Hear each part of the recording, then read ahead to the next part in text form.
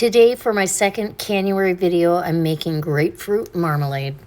Well, hi guys, welcome back to Lindas Pantry. And today I'm super excited to bring you along for another video for the collaboration Canuary. Canuary has just been amazing this year, and it's put on by Lisa over at SuttonsDaze and sponsored by her and 4 Jars. So 4 Jars is sponsoring a pressure canner, lids, opener to open your lids without damaging them. They have come across with a great prize package. Lisa's also offering a pressure canner and a steam canner. And the only way you can win these is to leave a comment in every video for the month of January for the collaborators. And I'll have a list of those collaborators down below so you know exactly what day they've got a video on. If you missed it, you can go back and look for it on their channel. So don't miss out on any of these canning videos. And it's pressure canning to water bath canning. This year, I've changed it up a little bit. Usually I do a pressure canning, but these were recipes that I've eyeballed for years, and I'm finally getting around to doing it. So this is another one that I've never done before, but I'm super, super excited about it because grapefruit is one of my favorite citruses. I love them all, but if I have to choose between an orange and a grapefruit, it's always a grapefruit. So in this book, on page 100, we have grapefruit marmalade. So I'm gonna double their recipe because you're not using pectin. You're not gonna affect it in any way in my book. So I've got 2 grapefruits, it calls for 1. It only makes, with their recipe, they say it only makes 3 8-ounce jars. And so I'd like to have 6. So that's what we're gonna shoot for. And I'm gonna bring you down and get started with this. And I just wanna, before I get started, I wanna say thank you to Lisa for letting me be a part of this again this year, and to 4 Jars for being such a generous sponsor, as well as Lisa being so generous with her giving and all the hard work that she puts into this, because it is a lot of work. So come on in and let me show you how to make grapefruit marmalade. So I've got 2 grapefruit here that I've washed and dried. And I'm gonna follow the instructions. And what it says is wash your grapefruit, score the skin into quarters and remove the peel. With a spoon, scrape bitter white pith from that. Now, you can do it that way, and we're gonna try it that way. You're gonna take your paring knife and literally just go all the way through that skin. My mouth's watering because I really enjoy grapefruit. I eat it quite a bit, actually. And I don't mind the work involved to get it there. So you're just gonna peel that off. Just like that. Pretty easy. And we're gonna be segmenting this as well, so I don't worry about so much of it sticking to the fruit itself. We just want to make sure we can get it off of the skin. Now, if you can't get it off the skin, let's try to find a way to scrape this. Let me grab a canning lid. I think a canning lid could do the trick for us. So you get a canning lid, they have a pretty sharp edge here. I'm gonna see. I scrape pumpkin seeds out with these. I don't know if that's gonna work, but it's getting some of it. We're gonna get as much of it as we can off of there, because that is what, if you don't get it all, it's pretty bitter. So you want to get just down to that as much as possible. So I'm just going to continue to work on this, and I might try a spoon and see if it works better, but I don't know that it will. All right, and if you have a tip on how to do that to make it easier, leave us all a comment in the comment section. That could be your comment. You could help us all out, because I'm not sure that that's the easiest. We're gonna try a couple different methods and see if we can't, because the spoon doesn't want to do much of anything.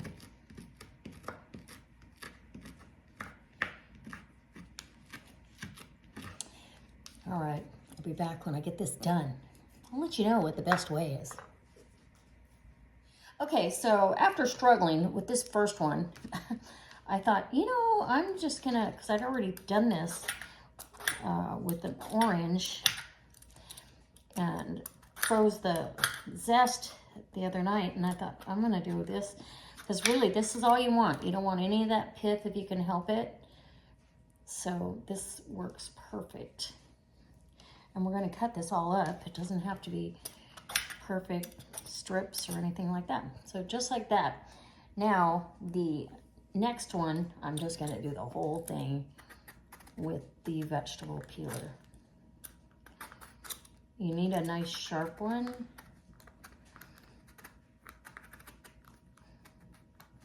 And you're just gonna keep working it, and then we'll get that all cut up. So I'll be back when I'm done. Whoop. That's much easier. Okay, now that we've got that done, we're now gonna cut these into strips, thin strips. And so this can cook down. I don't think they need to be quite that long, but thin strips. Yeah.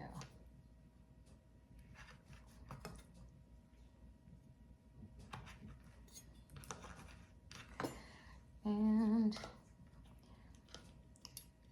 it's pretty much how this process is going to go.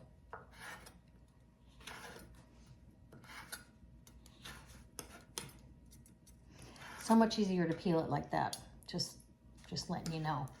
And I don't think you're going to end up with near as much pith in there either. We are cooking this first, so I think that's going to get a lot of that bitter back taste out of it. And these are ruby red grapefruits. I think you can use any kind you want.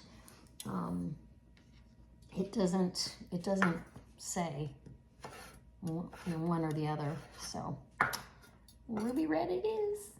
It's my favorite. And just trying to can the stuff that's in season too, you know, because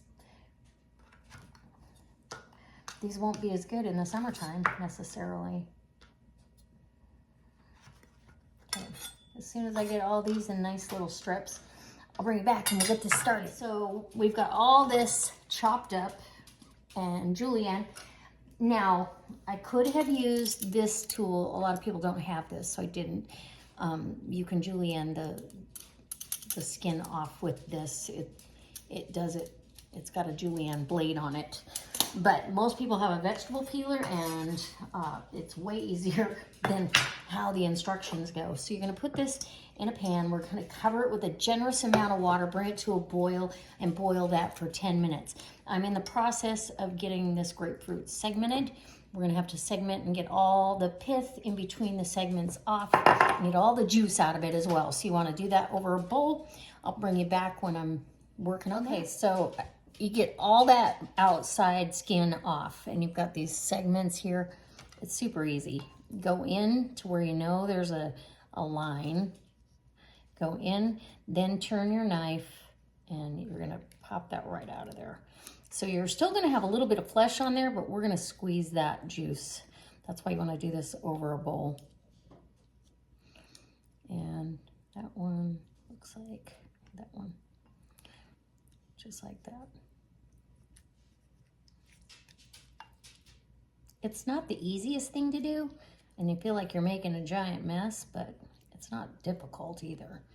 You're just trying to get all that in-between stuff out of there. And then go ahead and squeeze the excess. Of course, your hands are impeccably clean. And any of this as well. Don't let any of the seeds drop in there though. It's just the juice and the segments. Okay, that's one. I'm gonna get the other one done. And I feel like this still has a little bit here. So make sure you got it all in good order. It's gonna be delicious. So if you've ever made this, please let us know in the comment section how you did it. And yeah. And how delicious was it? Is this like one of the best marmalades ever? I'm a big fan of orange marmalade, but so literally you're just gonna get this one peeled so it exposes those segments so you can get them out of there easily. And these aren't great big grapefruit, so I've got 2 others that are on their way to maybe need to eat them today, so I'm gonna go ahead and put those in as well. It doesn't say anything about doubling, tripling, or any of that, so if this makes more, then it makes more. All right, I'm gonna keep working and I'll be back when I'm done. So all of the peel boiled for 10 minutes, and then you drain it and add it to fresh water. So, and I've got the segments, so you just add that right to your water. I'm gonna be using a total of 8 cups of water, so there's already 4 cups in there. And I'm using filtered water. And here's another 4 cups. And then all of the segments and the juice from the grapefruits. The 2 grapefruits plus a little bit of another one. But literally when you peel these, well, this one's got a little bit of pith on it. I gotta get rid of that one.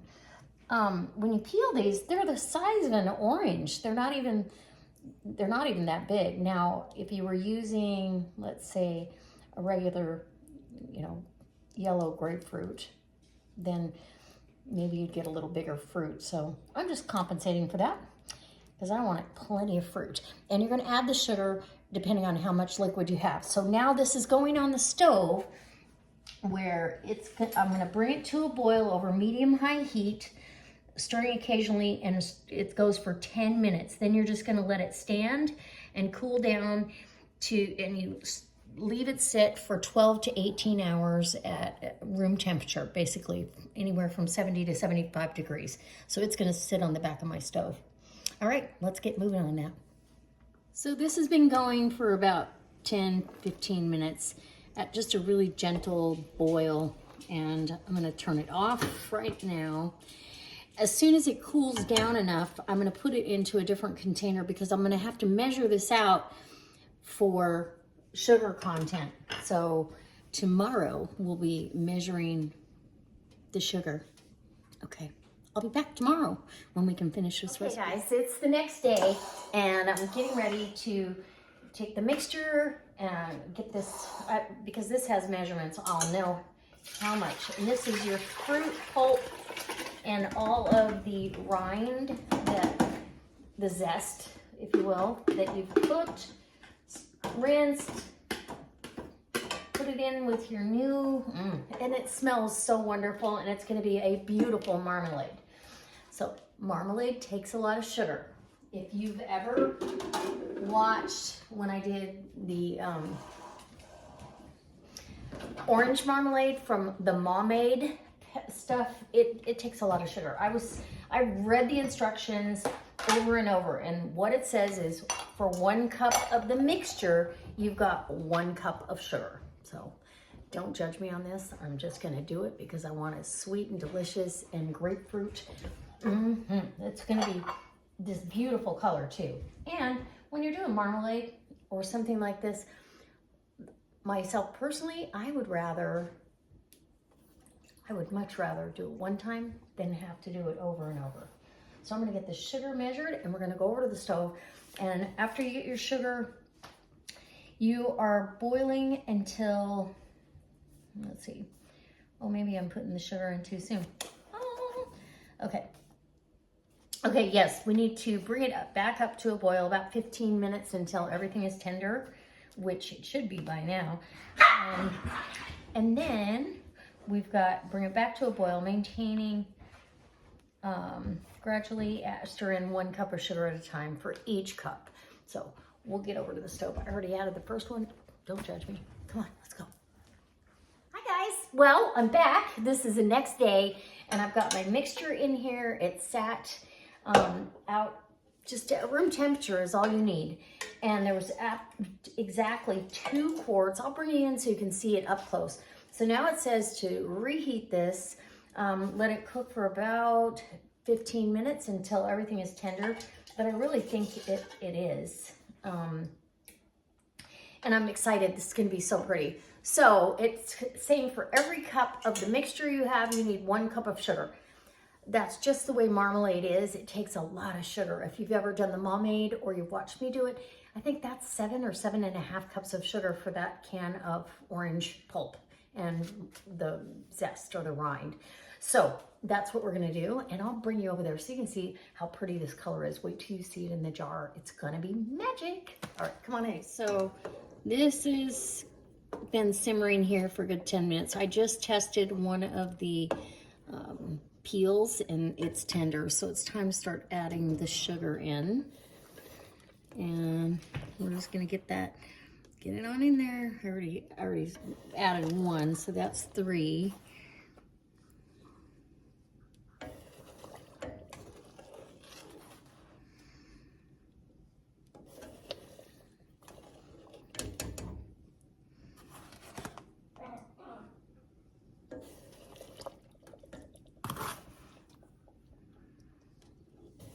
And 1 more.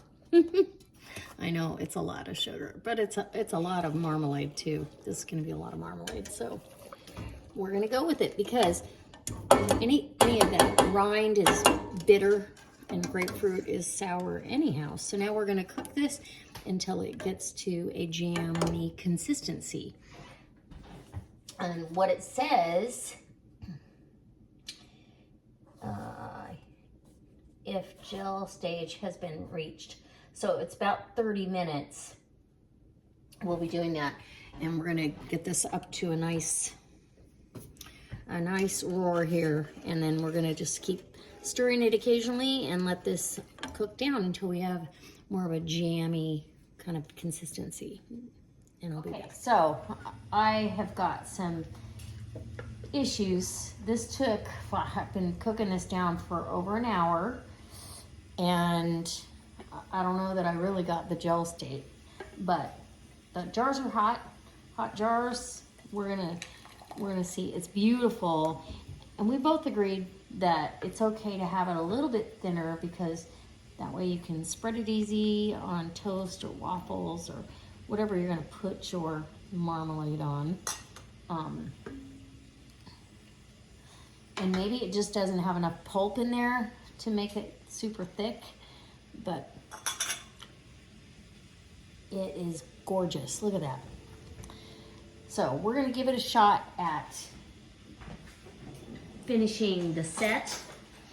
If it doesn't set to my liking, I'm gonna come back and do a follow-up video for you, and we'll talk about what I might do with it. So you want 1/4 inch of headspace. After you wipe the rim, we'll put that back in the water and that'll wipe it off if anything got on there. And that's a little less than 1/4. There we go. And 4 jars lids are in the hot water. I just put this measuring cup with the water and the lids right in the steam canner. And it heats it up perfectly. They don't need to boil or anything like that. Ring, flat ring, and it's extremely hot, so be careful. Look how beautiful though. Ooh, it's gorgeous. It's beautiful. Okay, I'm gonna put this in the canner and bring out another jar. And I'll use my jar lifter because that's hot. Okay. And I have a combination of regular mouth and this reduced, let me just tell you, this reduced by, gosh, 1.5 inches. I just feel like it needs more pulp or something. Maybe I'm wrong. It tastes wonderful. So we're gonna find out. If you guys have ever made this and you've had any issues, or you want to leave me a comment on your thoughts, because I have never made this before, so I'm just Everything's first time. Okay. Beautiful grapefruit marmalade. Super excited to have this on the shelf. And it's hard to get these lids screwed on because it's hot. I'm just saying. Look at that. Beautiful. Okay, I'm gonna rinse and repeat all of these jars. And I'll let you come along. We'll fast forward. So here I'm just repeating what I've done for you. Steam canning is a great way to go because you're using less water. If you don't have a steam canner, I'll try to leave a link down below, an Amazon link for you to go check them out. They're not very expensive and you're using less water. You don't have a big heavy canner to carry around. You're not, it's just, and you can heat your jars up as well as your lids if that's the type of lid you're using, like 4 jars. So I highly recommend them. I use it all the time, even though I have a water bath electric canner. This is much easier for me to get out to the kitchen, use and put away, all those things. So you have a zone for your altitude, and once you bring it up to your zone, your green zone, you're gonna let it process for 10 minutes. And then you cool it down just like on a water bath. Same amount of time both ways. You cool down for at least 5 minutes with the lid kind of off of it, just so it lets some of that heat and steam out of there, as I tell you here at the end. But it's a great way to go. And this marmalade is beautiful. It's such a pretty color and very inviting, and it is very good. So I cannot wait to bring you along for a result video and a taste test so you can get my opinion on it. But it's absolutely delicious. I do hope you try it, and I hope that you're watching all the Canuary videos and you're commenting on each and every video and getting your name in the hat for all the terrific prizes and giveaways from 4 Jars and Lisa over at SuttonsDaze. All right. Happy canning.